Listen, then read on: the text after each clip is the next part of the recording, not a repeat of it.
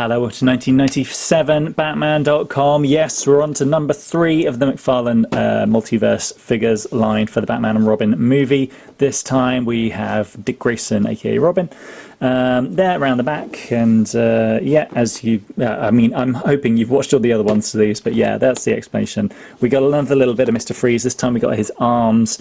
And we've got Robin, and we've got his stand, and unlike the Batgirl, which didn't come with any accessories, this time we have some of these kind of ice things which we're going to be able to put on top of Robin, so that's kind of cool.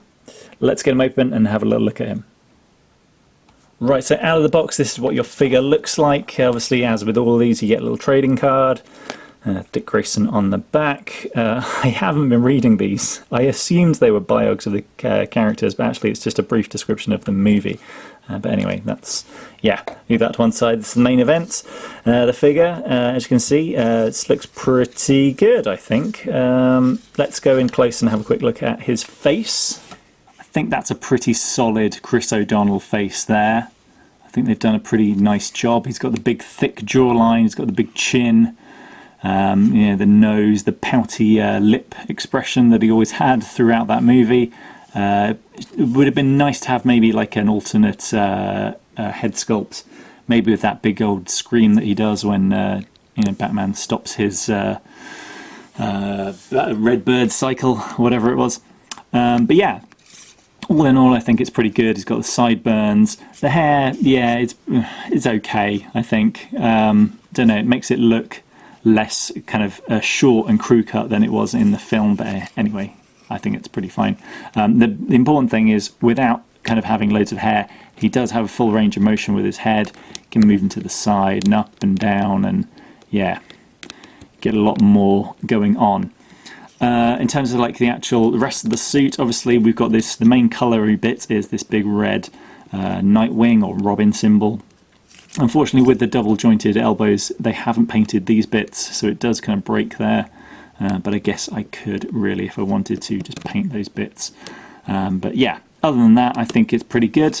Yeah, as with all these figures, they got 22 points for articulation. The main ones are obviously these double jointed elbows, which are good for, you know, really dynamic range of motion. These little shouldery bits that kind of nicely hide the joint and move with it. Obviously, yeah, again with this, they've kind of just painted them all red, which I understand because they're going to swivel and stuff, but it does sort of, yeah, ruin the illusion of the suit there a little bit. What else we got? We got the nipples clear and present, which is good. Let's not try and erase the nipples. They were there in the movie. They should be there on the figure. He's got his ab crunch there. He's got his Nightwing symbol on his belt there, and then he's got these sort of like pant things. I think this one is, yeah, nicer than the Batman one. I think it's tighter, if that makes sense. Yeah, and obviously, yeah, he's got the double jointed knees as well, so he can do really kind of, yeah, if you're into posing and stuff with these figures, great for that, because you can get them into some really nice poses.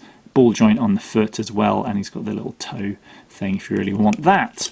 But yeah, so yeah, I'm pretty happy with these. As I said, I think face sculpt wise, this is kind of a notch above the Elisa Silverstone. I think it's maybe a notch below the Uma Thurman, but it's really on point.